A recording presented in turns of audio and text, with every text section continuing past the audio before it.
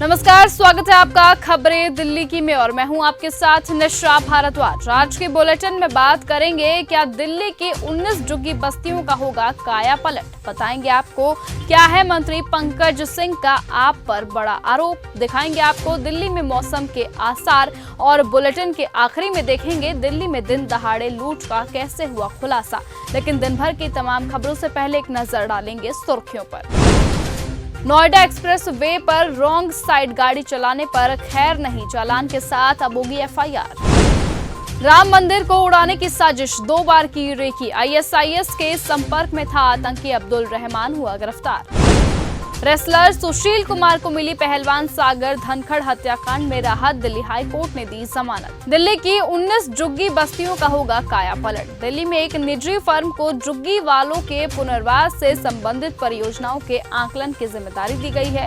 ये फर्म 17 महीने के भीतर अपनी रिपोर्ट पेश करेगी। कैग रिपोर्ट ने खोली मोहल्ला क्लिनिक्स की सच्चाई। दिल्ली की मोहल्ला क्लिनिक में जारी स्वास्थ्य सेवाओं की गुणवत्ता को लेकर कैग की दूसरी रिपोर्ट में कई सवाल उठ खड़े हुए हैं और अब पीएससी इसकी जांच कर 3 महीने में अपनी रिपोर्ट सौंपेगी। मंत्री पंकज सिंह का आप पर बड़ा आरोप। दिल्ली के स्वास्थ्य मंत्री डॉक्टर पंकज कुमार सिंह ने राष्ट्रीय राजधानी में स्वास्थ्य सेवाओं की स्थिति को लेकर कैग की रिपोर्ट पर गहरी चिंता जताई है। उन्होंने कहा कैग ने राष्ट्रीय राजधानी की स्वास्थ्य सेवाओं में गंभीर खामियों का खुलासा किया है। पिछली सरकार के कार्यकाल में स्वास्थ्य सेवाओं की अनदेखी से दिल्ली वासियों के स्वास्थ्य के साथ खिलवाड़ किया गया है, जो मानवता के लिए शर्मनाक है। दिल्ली नगर निगम में बजट भाषण से पहले सदन स्थगित। राजा इकबाल सिंह ने आरोप लगाया कि आम आदमी पार्टी लोकतंत्र में विश्वास नहीं रखती है और अपनी विफलताओं को छिपाने के लिए सदन की कार्यवाही को बाधित करती है।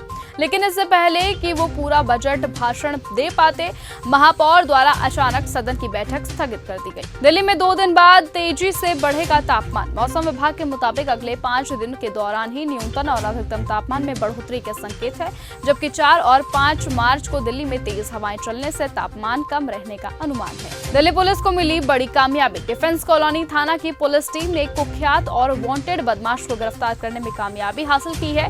यह दिल्ली के शकूरपुर स्थित झुग्गी झोपड़ी कॉलोनी का रहने वाला है। दिल्ली में दिन दहाड़े लूट और गोलीकांड का हुआ खुलासा। दिल्ली के केशवपुरम इलाके में हुई सनसनीखेज लूट और गोलीकांड की गुत्थी पुलिस ने सुलझा ली है। पुलिस की ताबड़तोड़ कार्यवाही में 2 आरोपी गिरफ्तार किए गए हैं, जबकि एक ने कोर्ट में सरेंडर कर दिया है।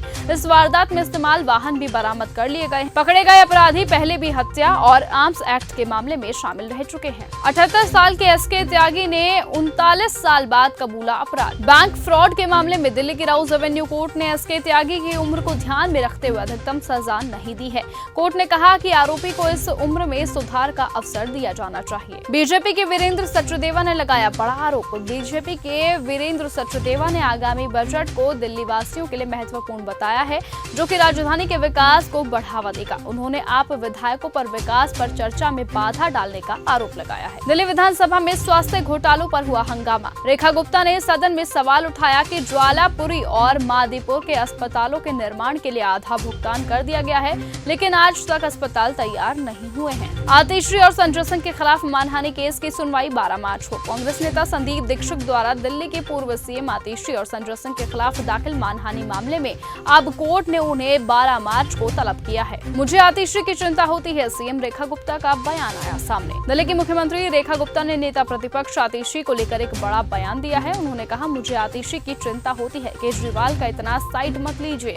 अरुण केजरीवाल आतिशी को फंसाकर कौन से बिल में छुप गए हैं। स्वाति मालीवाल के जैसे आतिशी के साथ कोई घटना ना हो, इसलिए मुझे इस बात की चिंता सताती रहती है। ईडी की रेड में खुली भूटानी ग्रुप और डब्ल्यूटीसी की पोल। ईडी ने सोमवार को दिल्ली, फरीदाबाद, एनसीआर क्षेत्र में 12 स्थानों पर डब्ल्यूटीसी बिल्डर और प्रमोटर आशीष भल्ला और भूटानी ग्रुप और इसके प्रमोटर आशीष भूटानी के खिलाफ पीएमएलए के तहत तलाशी अभियान चलाया था।